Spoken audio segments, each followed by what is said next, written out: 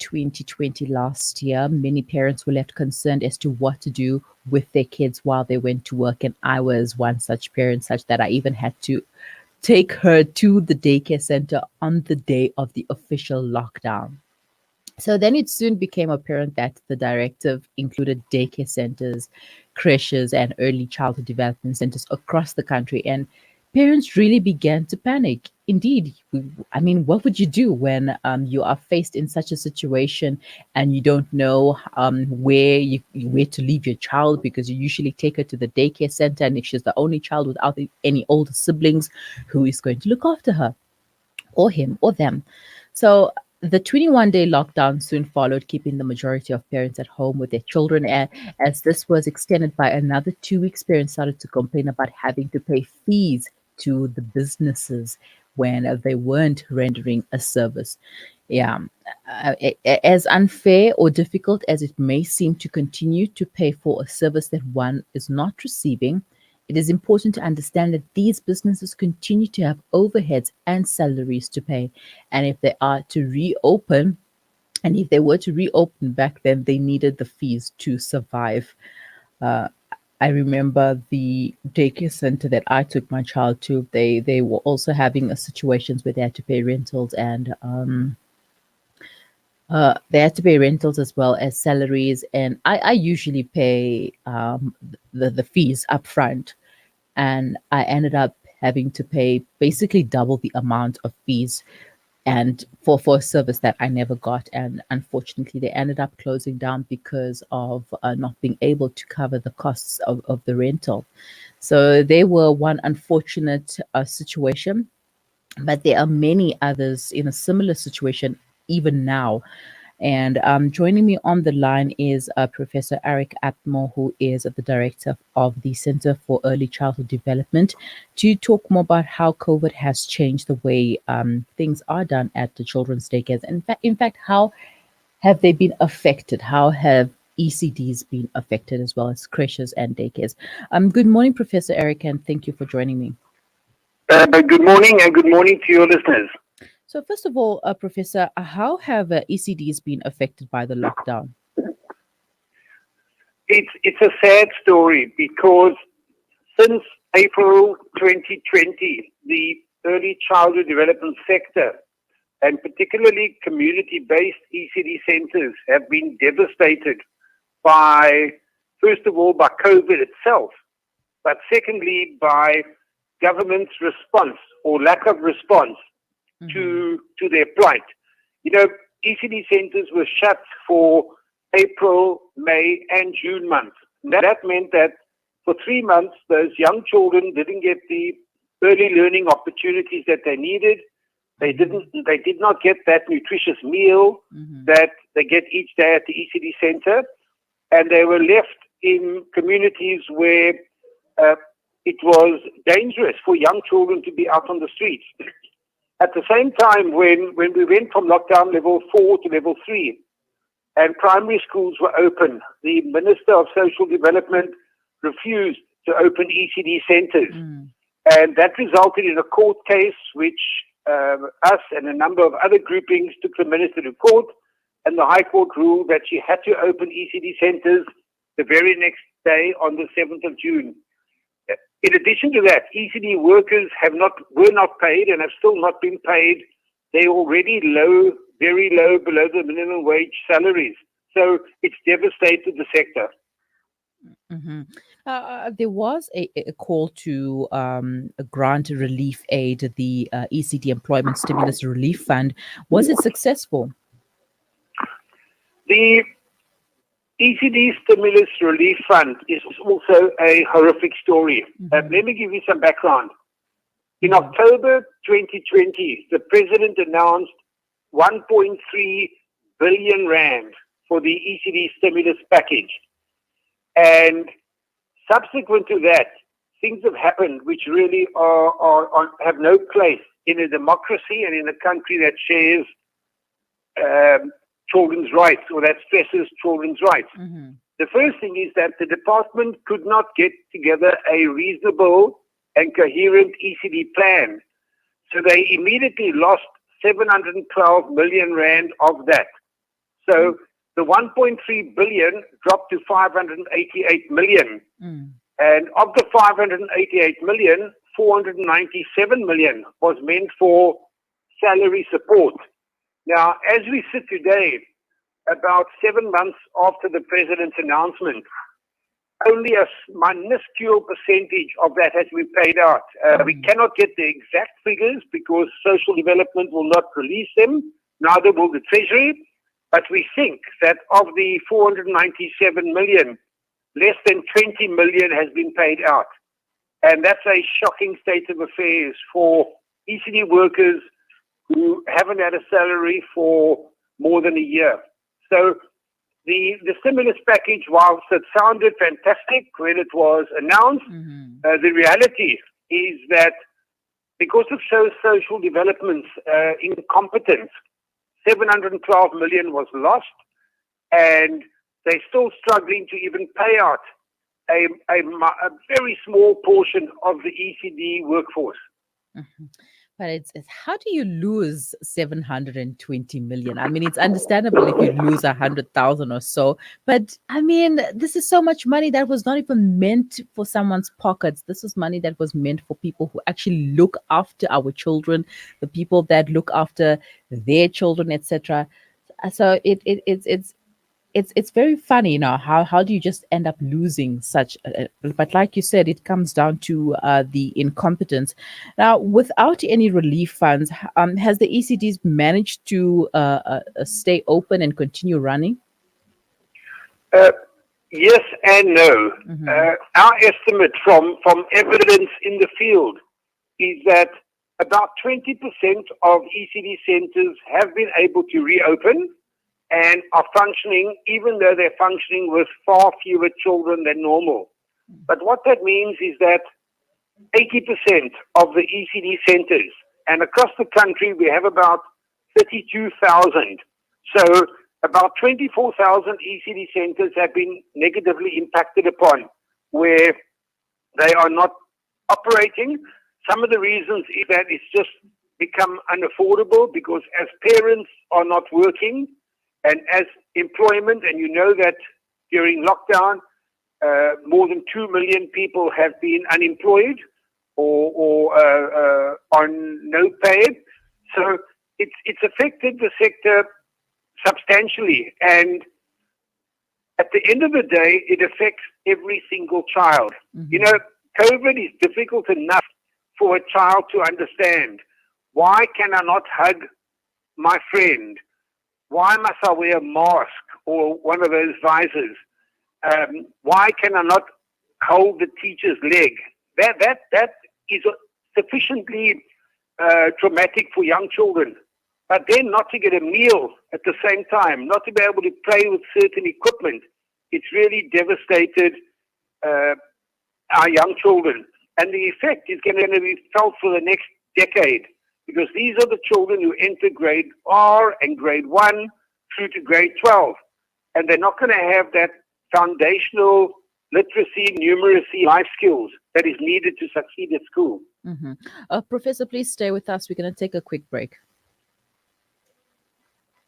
Looking to get your kick? Kiki's have now reopened on 235 Matthews Maiwa Road in Durban. Head on over for the Taste with Kick. We offer something scrumptious for everyone in the family. Wraps, chicken tikka, burgers, tender grills, mocktails, milkshakes, and so much more. Corporate and events catering available. Visit our social media pages for more info or call 031 209 0119. Kiki's, the Taste with Kick.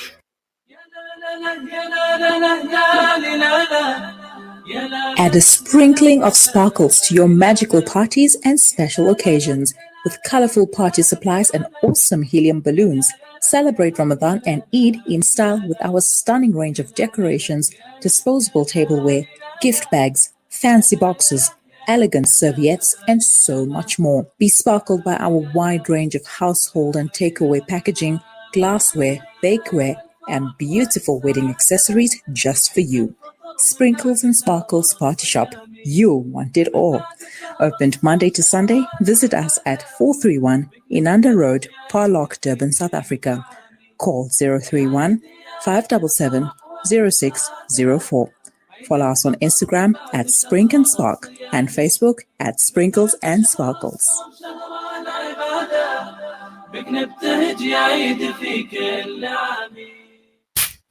Motala Perfumes, one of the biggest perfume manufacturing houses in Africa, with a state-of-the-art manufacturing facility specializing in designing, creating, developing and producing new scents and matching designer fragrances for all our stores, as well as private labeling for individuals and companies across Africa.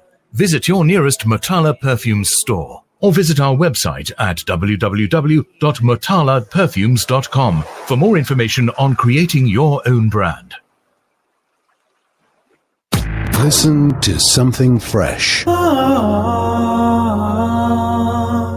Listen to Salam Media. Welcome back. You are listening to the Mid-Morning Talk on Salam Media. 99% of operators reported that caregivers have stopped paying fees owing to the lockdown. 83% of operators have not been able to pay the full salaries of staff over the lockdown period. 96% of them reported that their income was not enough to pay their operating costs. 68% were worried that they would not be able to reopen. 35% of the ECD workforce in the survey was UIF registered. 13% of operators were CIPC registered and 45% SARS registered. And these are just some of the frightening statistics that were released last year due to the lockdown and a call for government relief. Professor Atmore is still with me on the line.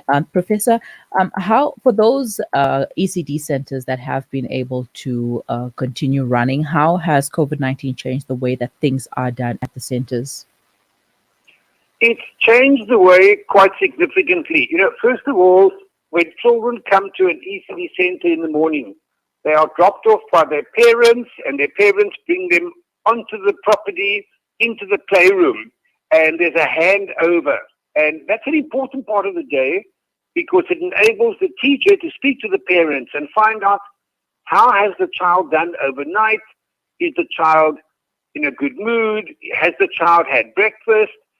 Did the child do some activities in the afternoon at home? It's a time for connecting with parents.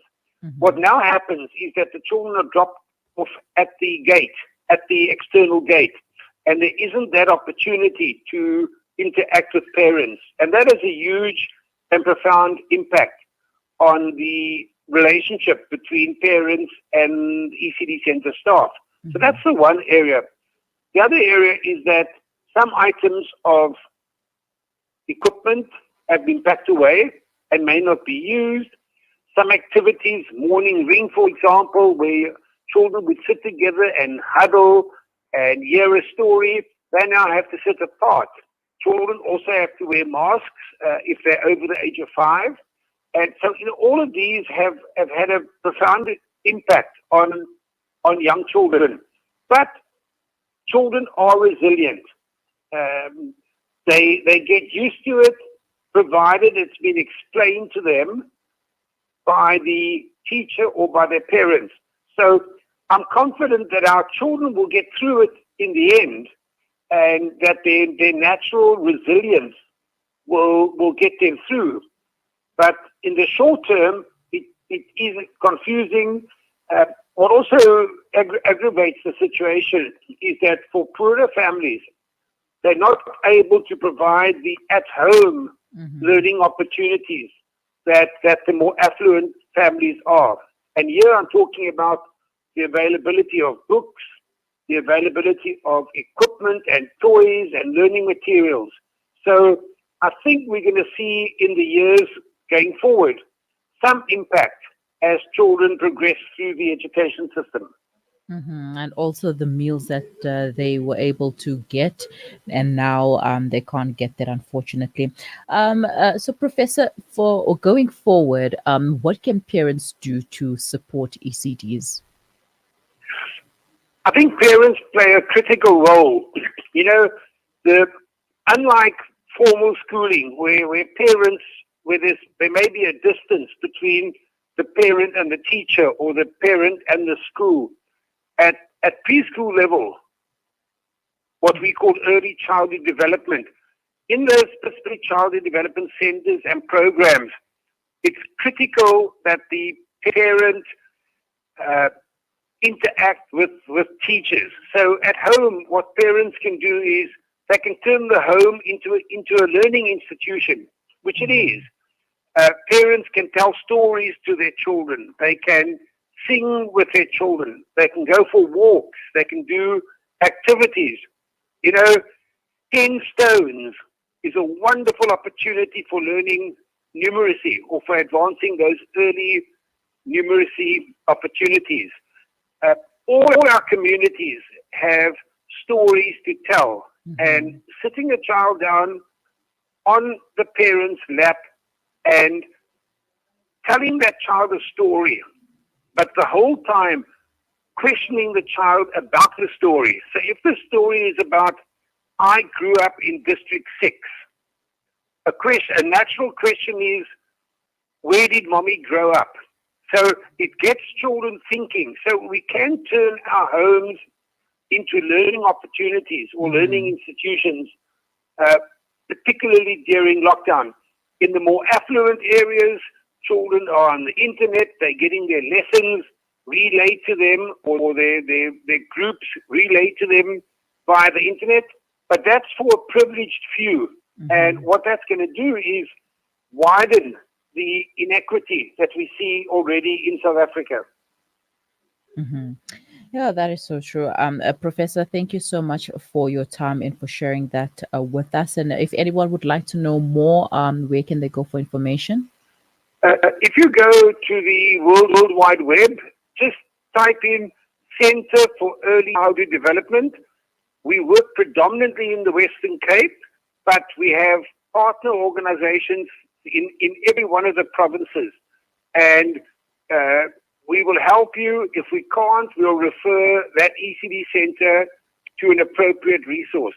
Can I finish by saying thank you to your station for advancing the rights of children. It's media like yourself that plays such an important role in taking our children forward. Thank you very much. Thank you so much for your time, Professor. And we strive to provide humanitarian journalism, not just for now, but also for the future and for our children as well. Thank you so much. Have a wonderful day. Yeah, you too. Bye. Bye. That was Professor Eric Atmore, the director of the Center for Early Childhood Development, taking us through how they have been affected, how ECDs have been affected by the COVID-19 lockdown. I know there have been so many ECDs that closed down due to the situation, them not being able to pay rentals. Then there have been those who were fortunate enough to stay afloat and continue running when they were allowed to open. But if you are in a situation whereby your ECD had to close down due to not being able to stay open, then find one that is open, that has managed to open, and you can take your child there. It's not an easy thing. I know my situation, the daycare center closed down, and they reopened this year, but in a totally different place, and I can't really go there because it's way too far out of my reach. So I've had to find an alternative to the situation. But hey, those are lessons for learning, and this pandemic has really taught us a lot and really made us look at things in a different way, in a different perspective, and also we've learned to appreciate things a little bit more and make the most of our time with our kids at home. So guys, parents, pay your school fees. It's the right thing to do. Okay, it's 11:27. You are listening to the Mid-Morning Talk on Salam Media. If you have any comments, questions, queries that you would like to share, send them to us on WhatsApp. The number is 061-766-0355, and use the hashtag the Mid-Morning Talk. Also follow us on our social media pages. We will be right back. Osman's Taj Mahal Spice and Rice for over